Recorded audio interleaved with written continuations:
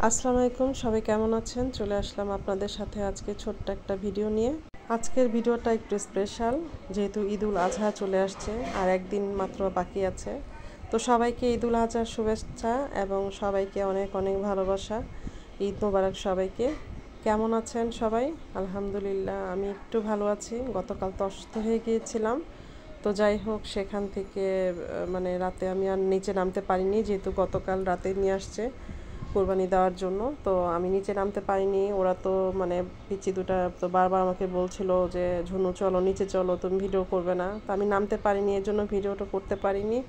তো আজকে কিছুক্ষণ আগে নিচে নেমে আমি ভিডিওটা শ্যুট করলাম। তো বাচ্চারা আমি এসে দেখি খুব আনন্দ করছে, ওদের কাছে ভালো লাগছে। আর সবচেয়ে বড় কথা হচ্ছে আল্লাহর সন্তুষ্টির জন্য এই কোরবানি দেওয়া। আল্লাহ যেন আমাদের এই কোরবানিটা কবুল করে নেন। তো তার পাশাপাশি বাচ্চাদের আনন্দ দেখে অনেকটা ভালো লাগছে। আর সবচেয়ে বড় কথা হচ্ছে মানে আমি এতটাই অসুস্থ, আমি ভয়েস দিতে পারছি না। হঠাৎ করে আমি কখনো এত অসুস্থ হই না, বাট এবার মানে কেন যেন অসুস্থটা হয়ে গেলাম, অনেক অসুস্থ। আর সবচেয়ে বড় কথা হচ্ছে সবাই আমার জন্য একটু দোয়া করবেন। আমি বুঝতে পারছি না, ইদানিং অনেক অসুস্থ থাকছি। আলহামদুলিল্লাহ, ইনশাআল্লাহ আল্লাহর উপর ভরসা আছে, আল্লাহ অবশ্যই আমাকে সুস্থ করে দিবেন।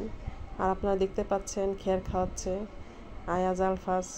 ওরা খুব যত্ন সহকারে ভালোবাসা নিয়ে খের খাওয়াচ্ছে, মানে খাবার খাওয়াচ্ছে। ওরা যেন কীভাবে বুঝতে পেরেছিল, বলছিল যে বড় বাবা ওর ক্ষুধা লাগছে, ওকে খাবার দিতে হবে। তো যাই হোক, খাবারটাও মানে এনে দিল, এনে ওরা নিজ হাতে খাওয়াচ্ছে। আলহামদুলিল্লাহ, ভালো লাগছে আসলে। বাচ্চাদের আনন্দ দেখেও ভালো লাগে, ও এতটাই খুশি ওরা। তো যাই হোক, সব কিছু আল্লাহর ইচ্ছাতেই হয়। আল্লাহ কবুল করার মালিক, আল্লাহ কবুল করুক। আর সবাইকে ভালো রাখুক, আল্লাহকে সবার মনের আশা পূরণ করুক।